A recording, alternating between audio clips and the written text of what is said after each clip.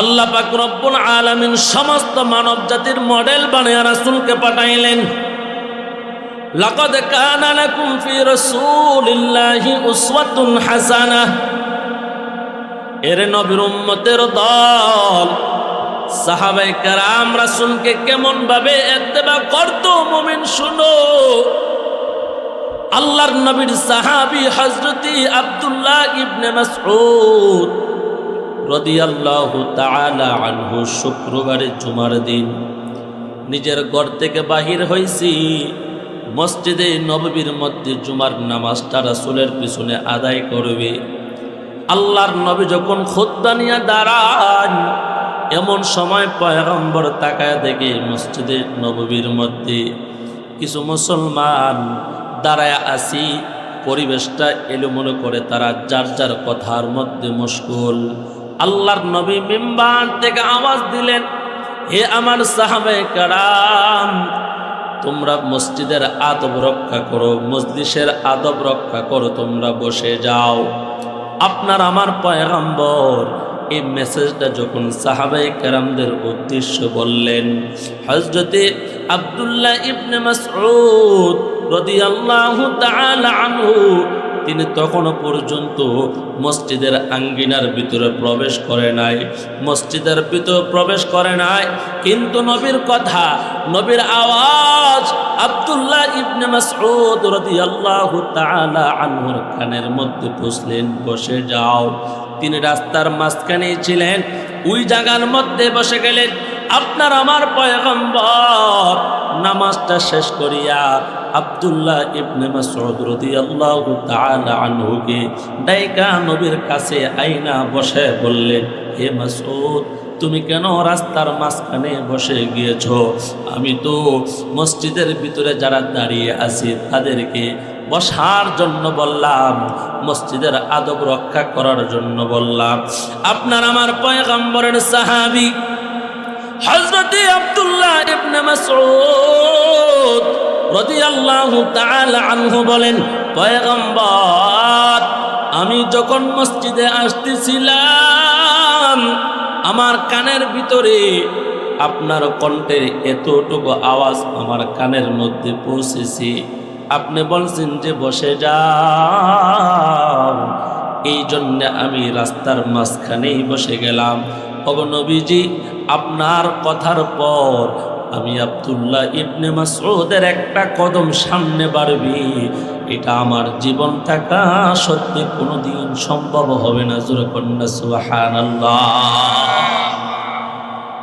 ভাই, তারা কেমন আশিক রাসূল ছিলেন, কেমন ইত্তেবা করতেন রাসূলকে, কতটুকু মহব্বত করলে রাসূলকে এইভাবে অনুসরণ করা যায়। একটু সুবহানাল্লাহ বলেন না।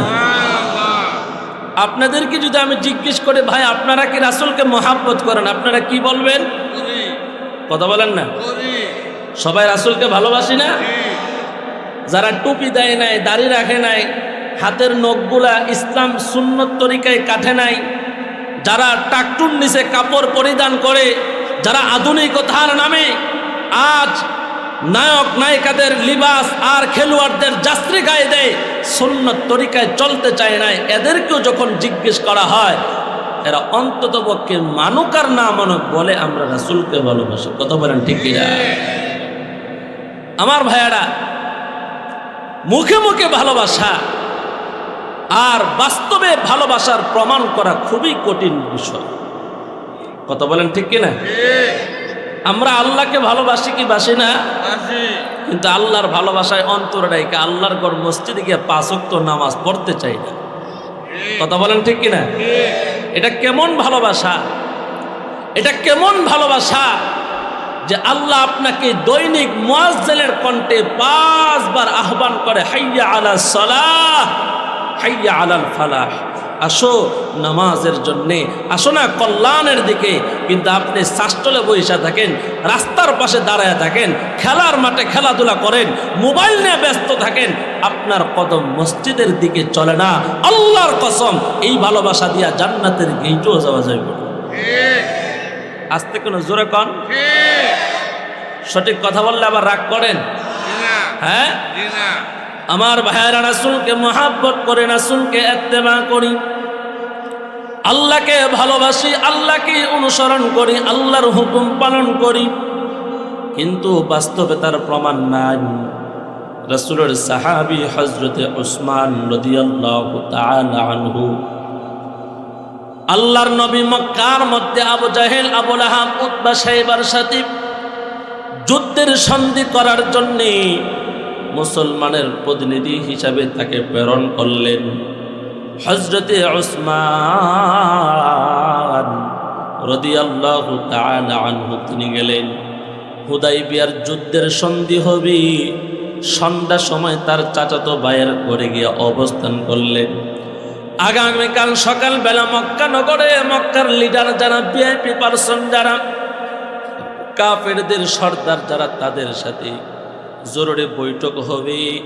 কোন কোন শর্তের দ্বারা যুদ্ধ হবে, লড়াই হবে, জিহাদ হবে। আল্লাহর পয়গম্বর হযরতে উসমানকে মুসলমানের প্রতিনিধিত্ব করে তাকে পাঠাইলেন। যেমন আমাদের দেশ থেকেও মাঝে মাঝে আমাদের সরকার, জাতীয় সংঘের মধ্যে যখন আন্তর্জাতিক বৈঠক হয়, আমাদের দেশের রাষ্ট্রপ্রধান, স্বরাষ্ট্রমন্ত্রী, আইনমন্ত্রী তাদেরকে মাঝে মাঝে পাঠায়। কথা বলেন ঠিক কিনা? কথাটা বুঝাইবার জন্য বলি, দিলের কানটা লাগায় কথাগুলো শ্রবণ করেন। এরা নবীর উম্মতের দল। হযরত ওমর যখন সকালবেলা কাফেরদের সাথে বৈঠক করার জন্য তিনি তার কাপড়, তার লিবাস পরিধান করলেন। হযরত উসমান রাদিয়াল্লাহু তাআলা আনহুর চাচাতো ভাই তার কাপড় টেনে ধরলেন, বলেন, ভাই, আপনি যে পোশাকটা পরিধান করে মক্কার কাফের বেঈমানদের সাথে বৈঠক করার জন্য যাচ্ছেন, আপনি কি জানেন না আমি আপনাদের সামনে যে কথাটা বলতেছি তার 1000 বছর আগের কথা বলতেছি। সবাই একটু ওই দিকে লক্ষ্য করেন। উসমানের চাচাতো ভাই বলে, ভাই, মক্কার একটা নীতি হলো, মক্কার বড়লোক, মক্কার সর্দার যারা, তাদের একটা বৈশিষ্ট্য হলো, যার টাকা আছে, যার বংশমর্যাদা আছে, যার ক্ষমতা আছে, এরা টাকটুর নিচে কাপড় পরিধান করি, তাদের লঙ্গি, তাদের দুতিগুলা এইভাবে মুষ্টিবদ্ধ করে জমিদারে ভাব দেখায় চলে। যারা এই মক্কা নগরের মধ্যে টাকনুর উপরে কাপড় পরিধান করে, তাদেরকে এরা ফকিন্নি মনে করে, এরা সাম্রাজ্য ফ্যামিলির মানুষ বলে তাদেরকে গণ্য করে না, সম্মান করে না, ইজ্জত করে না। উসমান, আপনি তো মক্কার বেঈমানদের সাথে সন্ধি করার জন্য আসছেন, মুসলমানদের প্রতিনিধিত্ব পালন করার জন্য আপনি আসছেন। উসমান, যদি মক্কার বেঈমানরা আপনাকে সম্মানই না করে, তাহলে কিসের কথা আর কিসের চুক্তি হবে? কথা বলেন ঠিক কিনা? যেই দেশটা যত বড়, যেই দেশের শক্তি বেশি, তাকেই মানুষ সুপার পাওয়ার হিসাবে গণ্য করে। কথা বলেন ঠিক কিনা? রাশিয়া, চীন, ইউরোপ, আমেরিকা, ইরান, যাদের অস্ত্র বেশি আছে, তারা কি আমাদের দেশের মতো ছোট্ট দেশকে তেমন গণ্য করে? তাদের কাছে একেবারে সামান্য একটা মহল্লার মতন আমাদের দেশটা। একটা বুম মারলে যেই দেশটা পৃথিবীর মানচিত্র থেকে চলে যাবে। কথা বলেন ঠিক কিনা? ওই বৈঠকের মধ্যে সমস্ত আরবের বেঈমানদের লিডার যারা যেদিকে আঙ্গুল ইশারা করে মক্কার মানুষ সেদিকেই যায়। হযরতে উসমান রাদিয়াল্লাহু তাআলা আনহু তাদের সাথে বৈঠক করবে। তিনি পায়জামা পরছেন টাকনোর উপরে। উসমানের ভাই বলে, ভাই, এইভাবে কাপড় পরিধান করলে তারা আপনাকে মূল্যায়ন করবে না। আল্লাহর নবীর সাহাবী হযরত উসমান রাদিয়াল্লাহু তাআলা আনহু বলে, ভাই, মক্কার মানুষ আমাকে সম্মান করো আর না করো, ওই আসমানের মালিকের কসম, আমি আমার এই চক্ষু দিয়া পয়গম্বরকে এইভাবে কাপড় পরিধান করতে দেখেছি। কন্যা সুবহানাল্লাহ, আল্লাহু আকবার। রাসূলকে এইভাবে টাকটুর উপরে কাপড় পরিধান করতে হযরত ওসমান দেখছে। তিনি বললেন, যুদ্ধের সন্ধি হোক আর না হোক, সম্মান করো আর না করো, আমার জীবন চলে যাইতে পারে, আমাদের লস হইতে পারে, আমাকে মানহানি করতে পারে, তথাপি পয়গম্বরের সুন্নত কুরবানি করা যাবে না, ছাড়া যাবে না। সুবহানাল্লাহ। কেমন আশিক রাসূল ছিল, কেমন নবী প্রেমিক ছিল, জীবনের বাজি রাখিয়া জীবনকে উৎসর্গ করার জন্যে, নিজের সম্মান কুরবানি করার জন্য তার প্রস্তুতি গ্রহণ করেছে। তথাপি পয়গম্বরকে তারা ছাড়ে নাই, পয়গম্বরের সুন্নতকে তারা ছাড়তে পারে নাই।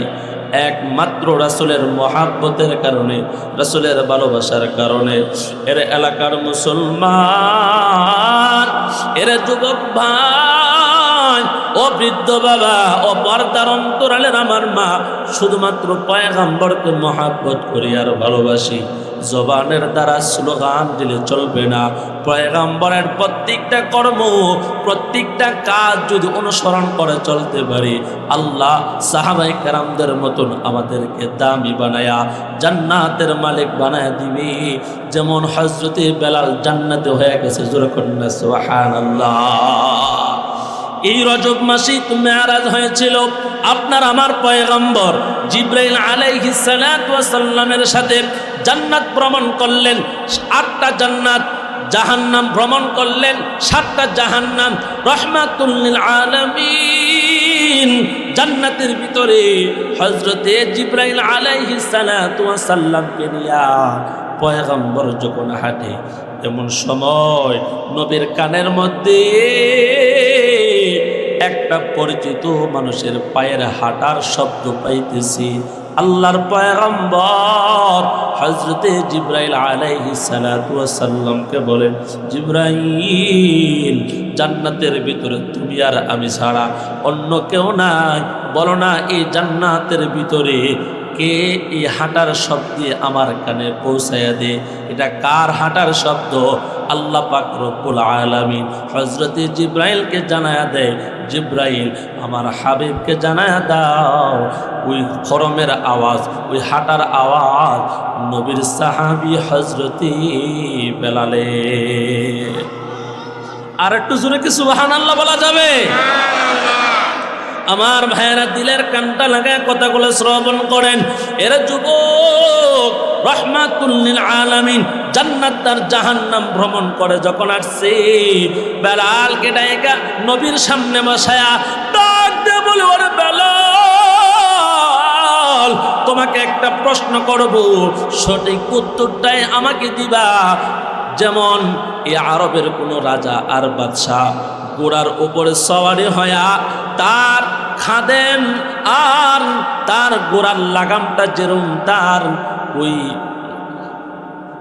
মনিব যখন তার ঘোড়ার লাগামটা তার খাদেমের হাতে তুইলা দেয়, গোলামের হাতে তুইলা দেয়, গোলাম যদি ঘোড়ার লাগাম ধরে খরম পায়ে যেরকম ভাবে হাঁটলে ঘোড়ার উপর থেকে স্পষ্টভাবে খরমের আওয়াজটা শুনতে পায়, নবী বলেন, বেলাল, জান্নাতের ভিতরে আমি নবী তোমার খরমের আওয়াজ ওইভাবে শুনতে পাইছি, জোরে কন্যা সুবহানাল্লাহ।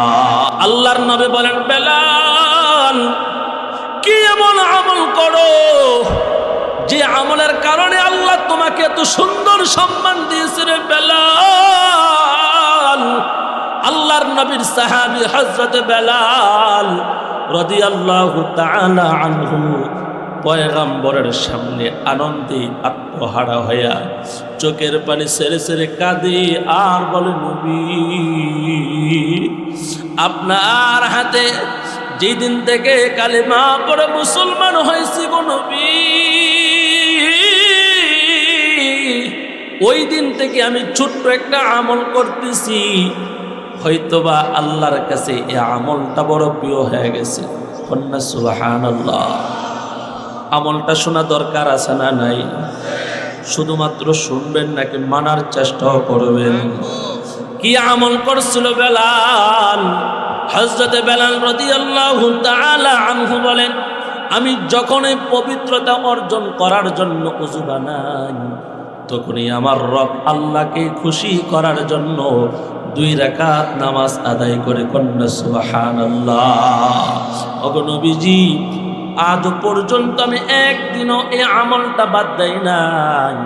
আপনাকে সাক্ষী রেখে ওয়াদা করতেছি, আল্লাহ যতদিন আমাকে বাঁচাই রাখবে এই ছোট আমলটা আমি ছাড়ব না। জোরে কন্যা সুবহানাল্লাহ। ওগো নবীর উম্মতেরা হয়ে আজি দিশে হারা, কোরআন হাদিস ছেড়ে চলো যখন যাহা চাই মনে, নবী বিনে কে তোড়াবে ফুলসিরাত মিজানে, নবী বিনে কে তোড়াবে ফুলসিরাত মিজানে। আল্লাহর নবী ছাড়া আমাদেরকে সুপারিশ করিয়া জান্নাতে নেওয়ার মতন আর কেউ নেই। কথা বলেন ঠিক কিনা?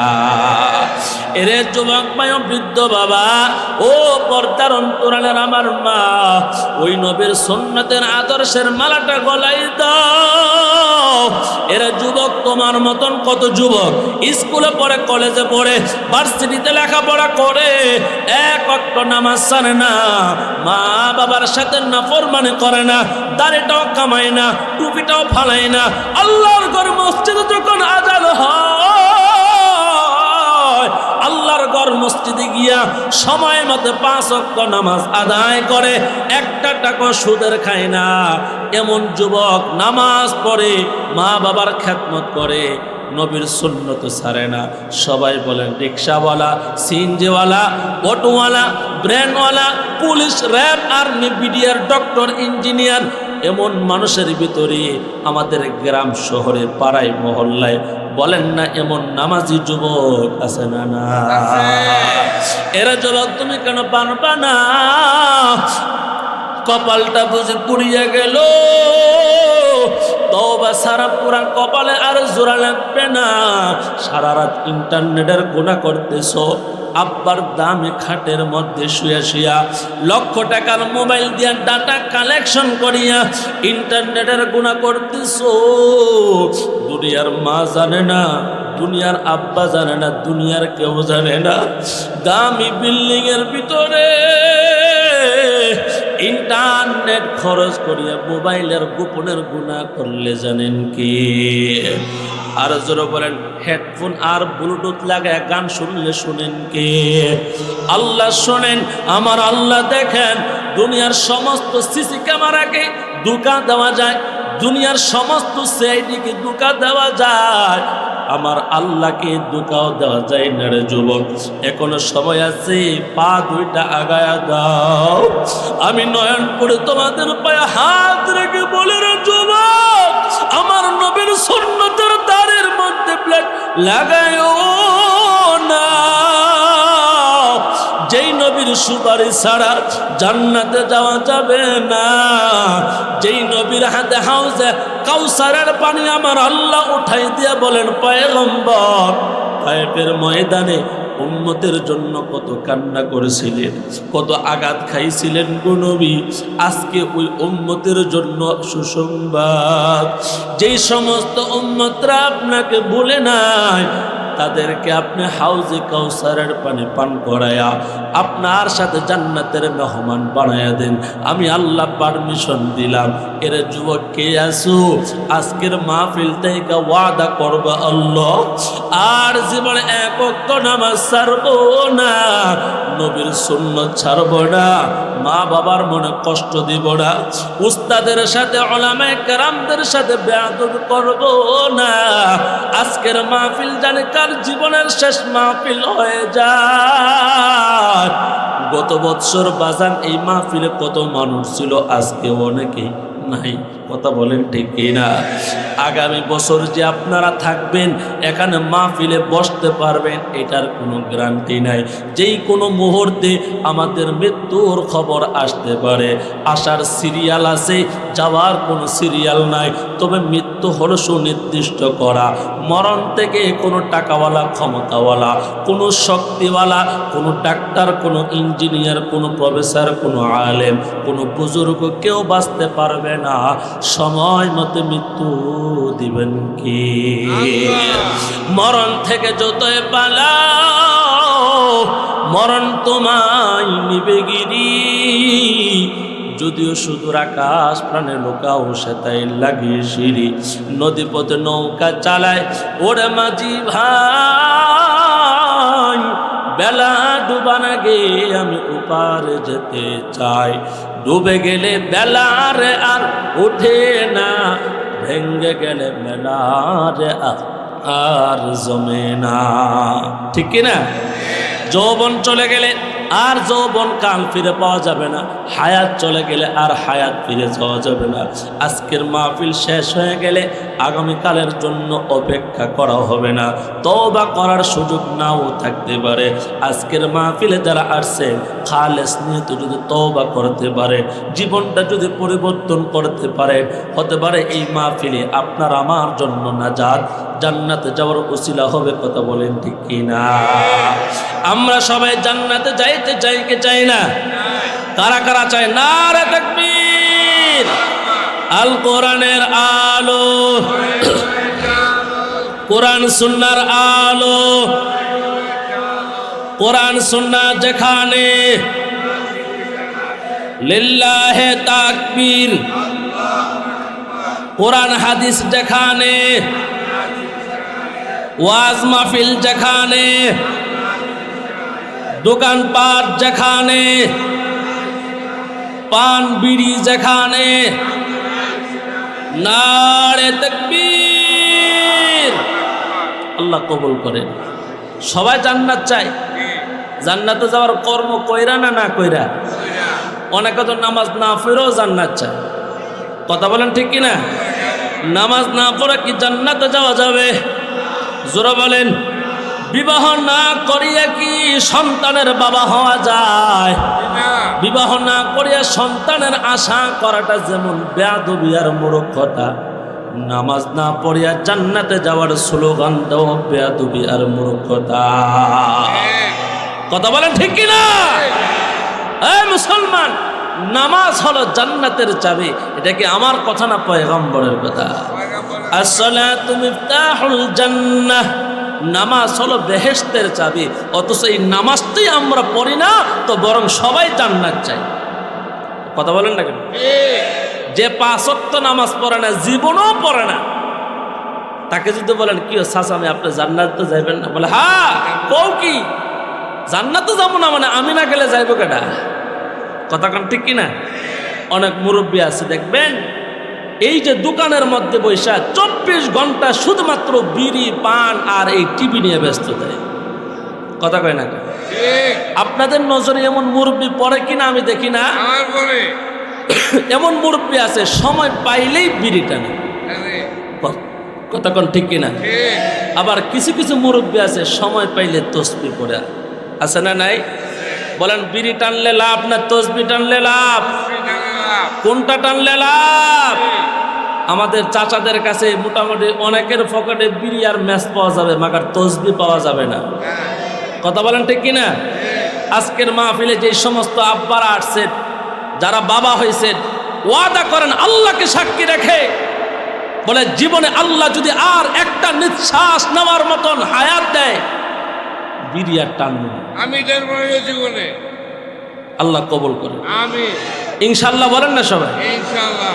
যারা টানে না এরা বলছে ইনশাআল্লাহ, যারা টানুন না তারা জোরে বলেন না ইনশাআল্লাহ। ইনশাআল্লাহ। কি করেন? বিড়ি না টানলে একবারে জীবন ধ্বংস হয়ে যাইব। হে এমন আখলাক বানাইছে, বিড়িখোর এত মারাত্মক রুটিন বানায় ফেলছে, খাবারের আগেও খায় পরেও খায়, ওয়াজের আগেও খায় পরেও খায়, এমনকি বাথরুমে গিয়েও খায়। কথা কোন ঠিক কিনা? এই মিয়া, আপনি যে সময়টা বিড়িটাই না নষ্ট করেন, আপনি তো আকলবান মানুষ, জ্ঞানী মানুষ। আব্বাজানরা রাগ করতেছেন মনে হয় না?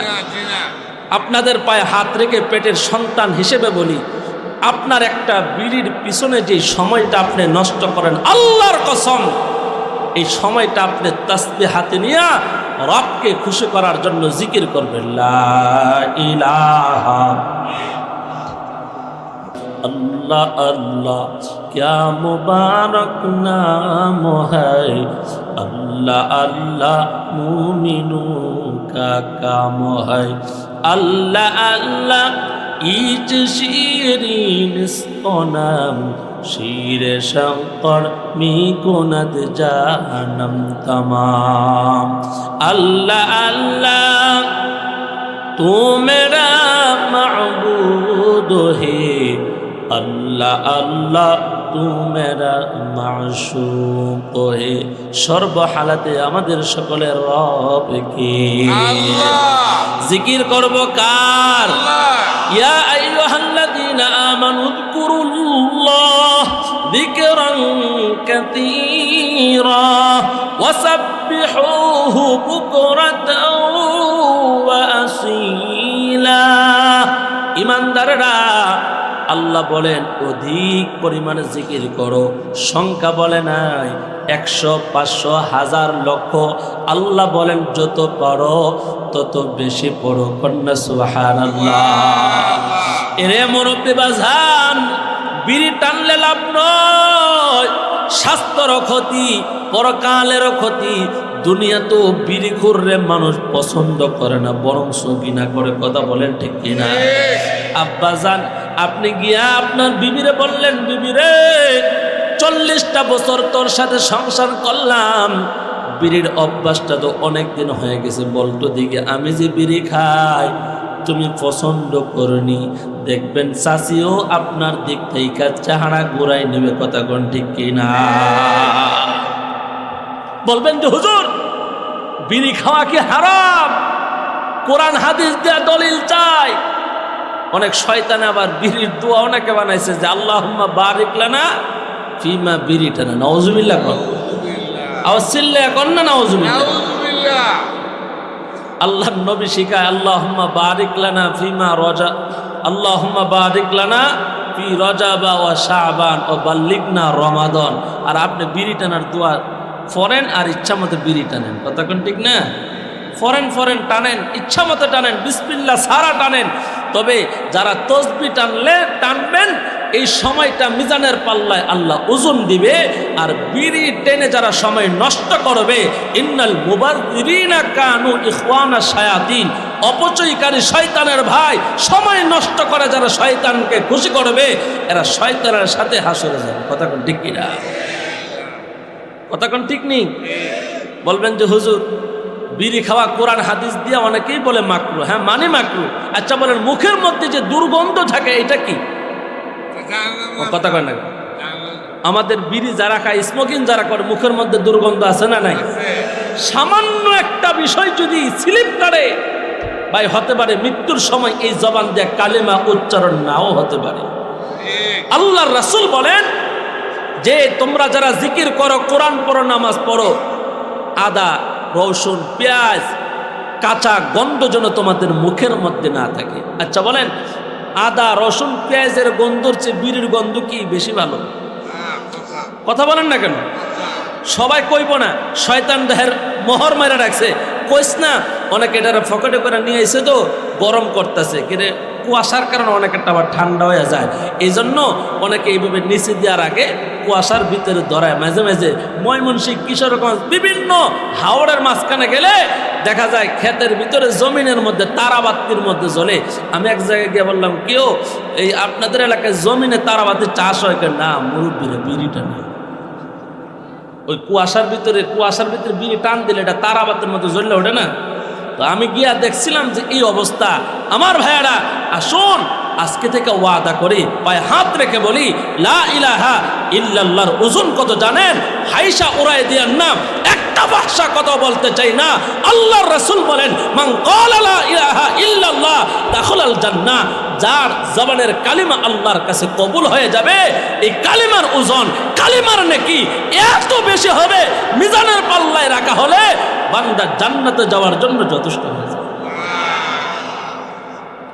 জান্নাতে যাওয়ার জন্য যথেষ্ট হয়েছে। কত নেকি চায়, কত নামাজ, কত রোজা, কত দান খাইরাত, কঠোর নেক আমল, তাহাজ্জুদ, আওয়াবিন, ইশরাক, চাস্তের নামাজ পড়বেন, জান্নাতের গ্যারান্টি আছে তো আপনার কাছে? বলেন না এই ইবাদত দিয়ে জান্নাতের গ্যারান্টি আছে? তবে এই কালিমা পয়রা জান্নাতের গ্যারান্টি 100% রাসূল দিয়েছে। কথা বলেন ঠিক কিনা?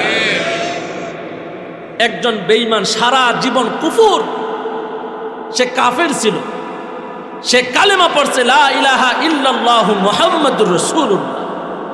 বলেন সে নামাজ পড়ে নাই, রোজা রাখে নাই, হজ করে নাই, যাকাত দেয় নাই। লা ইলাহা ইল্লাল্লাহর ওজন এত বেশি যে আল্লাহর কাছে এটা কবুল হইলে সে মরতে দেরি, জান্নাতে যাইতে দেরি হবে না। আমার ভাইরা, খারাপ লাগতেছে? আল্লাহ তাআলা পবিত্র কোরআনের মধ্যে বলেন ইল্লা মান তাবা ওয়া আমানা ওয়া আমিলা আমালান সালিহান ফাউলাইকা ইউবাদদিলুল্লাহু সাইয়্যাতিহিম হাসানাত। রব্বুল আলামিন বলেন যারা তওবা করবে ইল্লা মান তাবা ওয়া আমানা ওয়া আমিলা আমালান সালিহা, ঈমান আনার পর আমল করবে, নেকের কাজ করবে, আল্লাহ তাআলা তার তওবা কবুল করে জিন্দেগীর গুনাহ এমনভাবে মাফ করে দিবি। শুধু গুনাহ মাফ করবে না, রবের ওয়াদা হলো বান্দার 40 বছরের গুনাহ মাফ করিয়া ওই গুনাহ আল্লাহ নেকি দ্বারা বদল করে দেয়। কন্যা সুবহানাল্লাহ। আমার দয়ার মাওলা রে,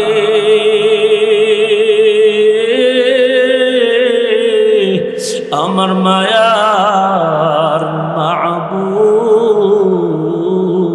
রে, কোথায় গেলে পাবো তোমার ঠিকানা, তোমাকে পাই বারাসে গুড়িয়া আমি দেশ বিদেশে, কোরআনের ময়দানে করলাম ঠিকানা।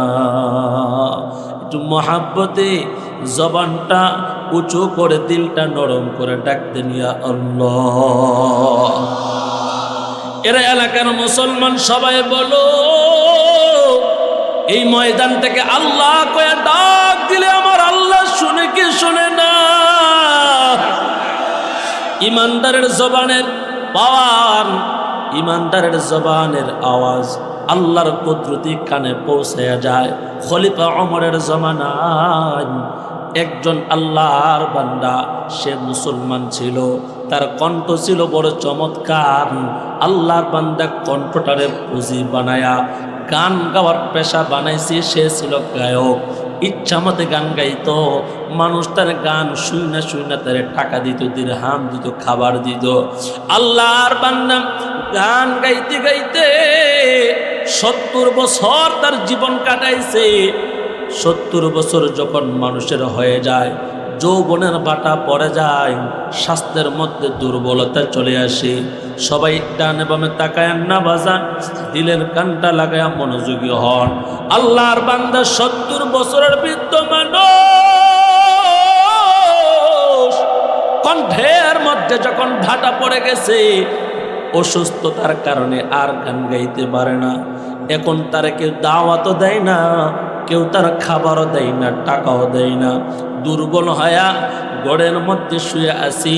পাহাড়ের চূড়ায় মদিনায় তার বাড়ি, মসজিদে নববীর মধ্যে বাইতুল মাল থেকে ওমর গরিবদেরকে সাহায্য করে, ত্রাণ পাঠায়, গরিবদের জন্য বাতা পাঠায়। আল্লাহর বান্দা নিজের নাম গরিবদের তালিকার মধ্যে দেয় নাই, ওমরের কাছেও যায় না। ওমর সবাই বলেন নরম না গরম, কেন নাম দেয় না? বলে আমি যে গান গাওয়ার অপরাধ করি, গ্রামে গঞ্জে একেবারে এমন মহল্লার মধ্যে এমন দূরে দূরে গান গাই, যেন ওমর তাকে না পাকড়াও করতে পারে, না ধরতে পারে। আল্লাহর বান্দা এই ভয়ে ওমরের কাছে যাই না। 70 বছর গান গার অপরাধ নিয়ে যখন অসুস্থ হয়ে ঘরে পড়ে গেছে, সবাই মহাব্বতের সাথে বলেন, ইসলাম ধর্মে গান গাওয়া, গান শোনা, গান শেখানো, গান লেখা হালাল না হারাম। যদিও আমাদের বাড়িতে ডিজে অনুষ্ঠান, 31st birthday, happy new year, Valentine's day, আবার সামনে আসতেছে 14ই ফেব্রুয়ারি, আমরা মোটামুটি গায়ে হলুদের অনুষ্ঠান, খতনার অনুষ্ঠানে মসজিদের সভাপতি, স্কুলের সভাপতি, এলাকার এমুক দলের নেতা, অমুক দলের নেতা, মোটামুটি সবার বাড়িতে বাজে। কথা কোন ঠিক কিনা? আপনাদের এলাকার নাও থাকতে পারে, স্পিকারে গান বাজায় এনজয় করে এমন ডিজে পার্টি হয় কি হয় না? সবাই আওয়াজ করে বলেন হালাল না হারাম। আমার মসজিদে গাজীপুরে বিউফ টাকশালের সাথে যে চতরবাজার কেন্দ্রীয় জামে মসজিদ, আলহামদুলিল্লাহ প্রায় 2000-এর মতন মুসল্লি জুমার দিন নামাজ পড়ে, বলেন আলহামদুলিল্লাহ। আত্মগর্বের জন্য নয়, আল্লাহকে সাক্ষী রেখে সত্য কথা বলতেছি। গত কয়েকদিন আগে কারণবশত, আপনারা তো যারা নির্বাচনের কারণে অনেক সময় মাহফিল এলোমেলো হয়ে গেছে, অনেক মাহফিল বন্ধ হয়ে গেছে, আমি আমার বাসায় ইচ্ছা মতে গান বাজাইছি। পরের দিন সকালে, শুক্রবার জুমার দিনে আমি বলছি যে এই মহল্লার মধ্যে আপনারা যেই পরিমাণ গান বাজাচ্ছেন আর গান শোনাচ্ছেন, আল্লাহর কসম অনতিবিলম্বে আল্লাহর পক্ষ থেকে আযাব আসলে, যারা বাজাইছে আর যারা বাজানোর জন্য নিষেধ করে নাই, আল্লাহর আযাব যখন আসবে কেউ কিন্তু সেই আযাব থেকে বাঁচতে পারবে না। কথা বলেন ঠিক কিনা? মুমিন নবীর উম্মত শ্রেষ্ঠত্বের মর্যাদা পাইছেন 2 গুণে গুণান্বিত হওয়ার কারণে। 1, সৎ কাজের আদেশ, অসৎ কাজের নিষেধ। কথা বলেন ঠিক কিনা? এই গুণ যারা অর্জন করতে পারবে, কুনতুম খায়রা উম্মাতিন উখরিজাত লিন-নাস, আল্লাহর কাছে শ্রেষ্ঠ উম্মত বলে দাঁড়াতে পারবে। কথা বলেন ঠিক কিনা? মুসলমান সবাই প্রতিবাদ করার সাহস নাই। যাই হোক, আমি আমার মসজিদে মাইক দিয়ে এলান করছি যে আজকের পর থেকে যদি এই বাজারে, এই মহল্লায়, আমার মসজিদের আঙ্গিনায় যদি গান বাজনা বাজে, আমি মসজিদের মাইক দিয়ে ডাক দেব, কারা কারা গান বাজনা বন্ধ করার জন্য আসতে রাজি? তো মাশাআল্লাহ সবাই, যুবক বুড়া সবাই হাত তুলছে। আমি বলছি খালি হাতে আসলে হবে না, এক হাতে একটা জুতা আর এক হাতে একটা ফিসা নিয়ে আসতে হবে। আমি মসজিদের সভাপতির সামনে বলছি, যদি মসজিদের সভাপতির বাড়িতেও স্পিকারে গানের বাস্তা দিয়া সমাজ নষ্ট করতে চায়, যুবকের চরিত্র নষ্ট করতে চায়, মসজিদের মাইককে ডাক দেওয়া হবে। যারা ইমানের পক্ষে আছে, গানের বিরুদ্ধে সবাই ঝাঁপিয়ে পড়তে হবে। কথা বলেন ঠিক কিনা?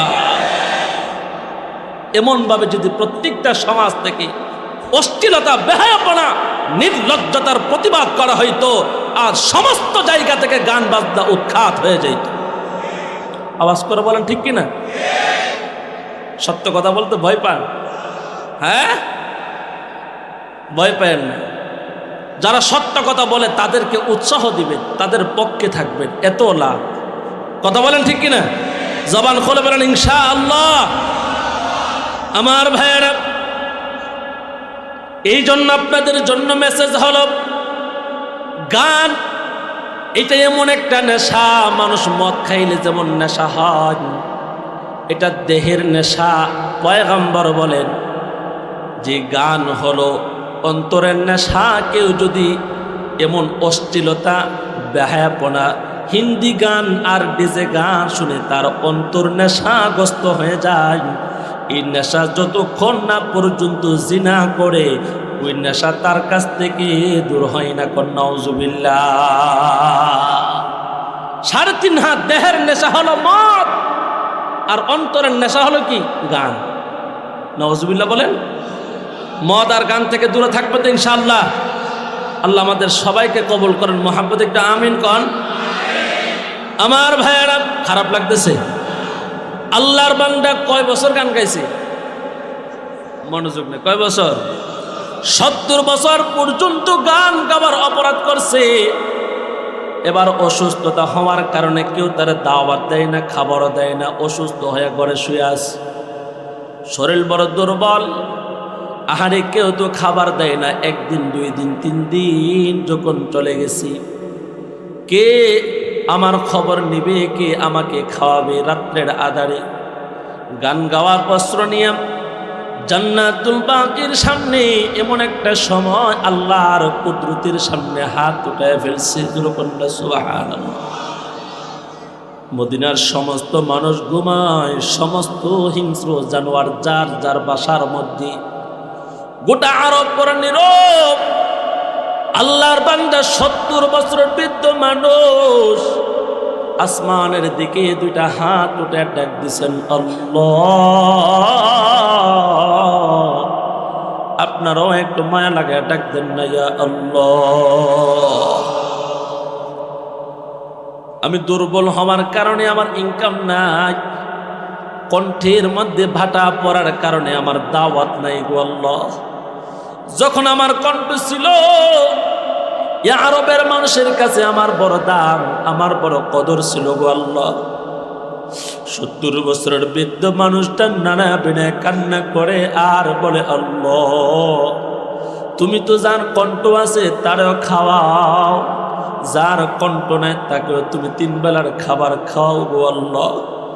তুমি পানের নিচের মাছকেও খাবার দাও, জঙ্গলের হিংস্র জানোয়ারকেও তুমি খাবার দাও আল্লাহ। তুমি তো রাজ্জাক, ওরে দয়ার মালিক।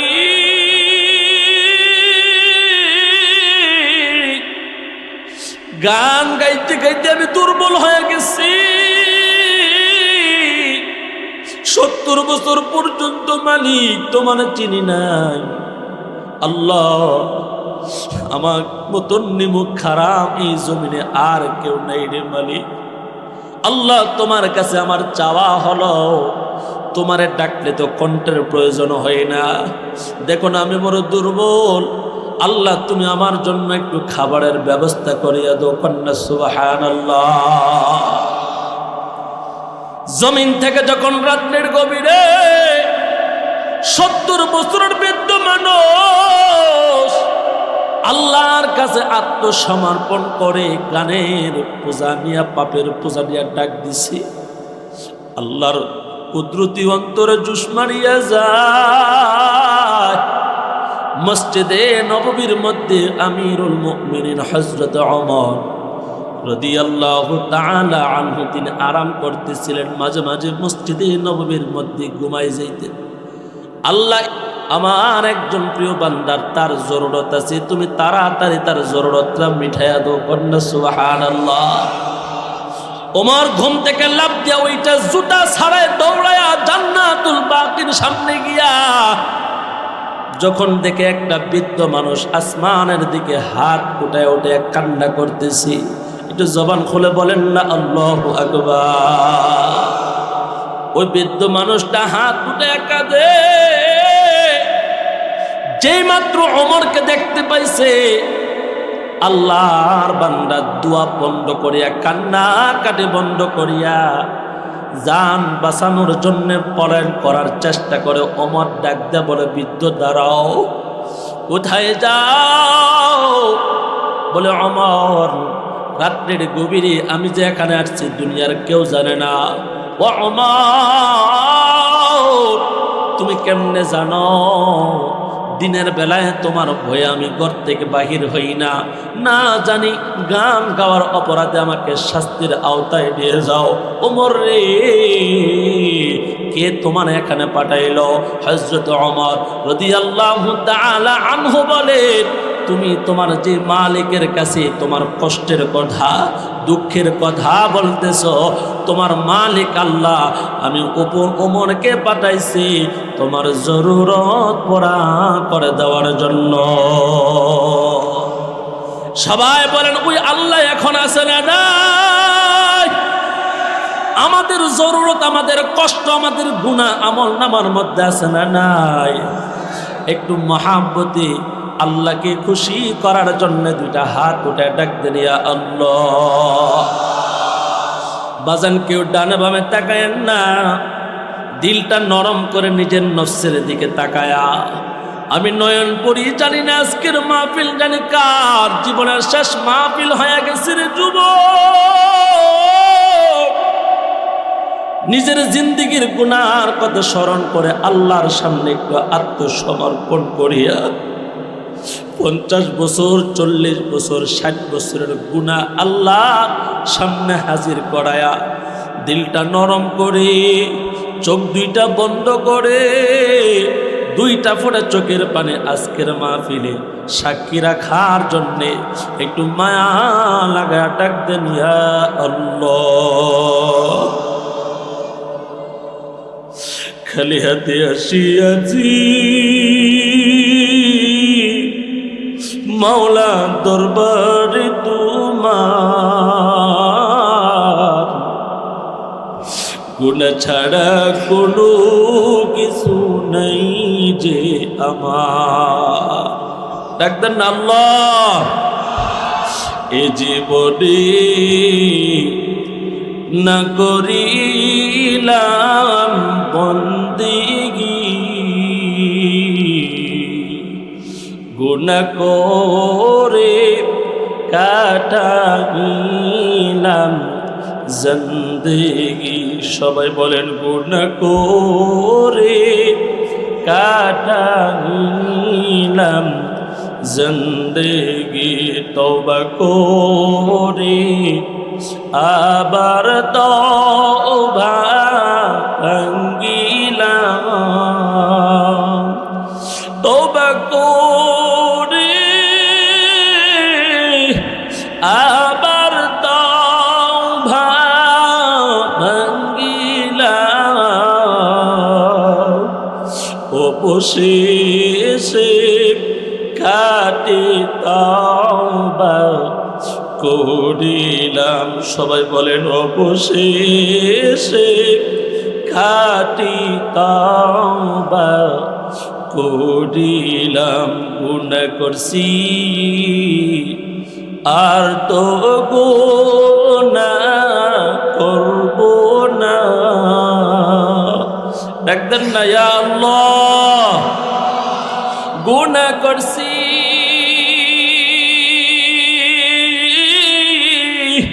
আর তো গুনাহ করব না, মাফ করে দাও ও গো মাওলা রব্বানা। সবাই বলেন মাফ করে দাও ও গো মাওলা রব্বানা। তুমি যদি মাফ না করো আল্লাহ আমরা রে, তুমি যদি মাফ না করো আল্লাহ আমরা রে, বলো বলো তোমার বান্দা যাবে কান্দারে। সবাই বলেন যাওয়ার কোনো জায়গা আসেনি? আমল নামায় গুনাহ থাকলে গুনাহ মাফ করার মালিক কে?